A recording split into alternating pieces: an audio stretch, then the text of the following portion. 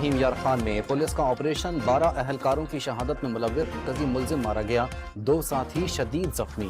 وزیر اعلیٰ پنجاب کی ٹیم کو شاباش، کچے کو ڈاکوؤں سے پاک کرنے کا اعلان۔ رحیم یار خان کے کچے میں شہید پولیس اہلکاروں کی میتیں تحصیل اسپتال صادق آباد منتقل، آئی جی پنجاب کی شیخ زید اسپتال میں زیر علاج، زخمی اہلکاروں کی عیادت۔ پشاور کے علاقے بٹ بیر میں پولیس پر میاں بیوی کو قتل کرنے کا الزام، اہل خانہ کا احتجاج۔ چھاپے کے دوران ملزم نے دستی بم پھینکا، دھماکے سے بیوی سمیت مارا گیا، پولیس کا دعویٰ۔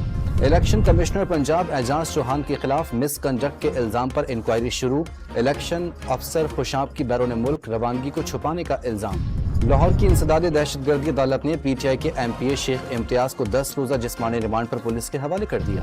یوٹیلیٹی اسٹورز کارپوریشن ختم کرنے کی تیاریاں، وزیر اعظم نے تجاویز طلب کر لی۔ وفاق نے یوٹیلیٹی اسٹورز کے لیے 50 ارب کی سبسڈی بھی بند کر دی۔ ایران بس حادثے میں جاں بحق زائرین کی میتیں پاکستان لانے کے لیے حکومت سندھ کے انتظامات مکمل، سکھر اور جیکو آباد میں ایئر ایمبولینس اور دیگر ایمبولینسز بھی تیار۔ لاہور کے علاقے باٹا پور میں 5 سالہ بچی کا اغوا کے بعد قتل، والد کا قریبی دوست ملزم نکلا، جرم کا اعتراف بھی کر لیا۔ لاہور کے سروسز اسپتال کی ایمرجنسی میں سیوریج کا پانی داخل، اسپتال میں بدبو پھیل گئی، مریضوں اور تیمارداروں کو سخت پریشانی کا سامنا۔ 25 سے 30 اگست تک ملک بھر میں شدید بارش کی پیشگوئی، اسلام آباد، پنجاب، سندھ اور بلوچستان کے نشیبی علاقے زیر آب آنے کا خدشہ۔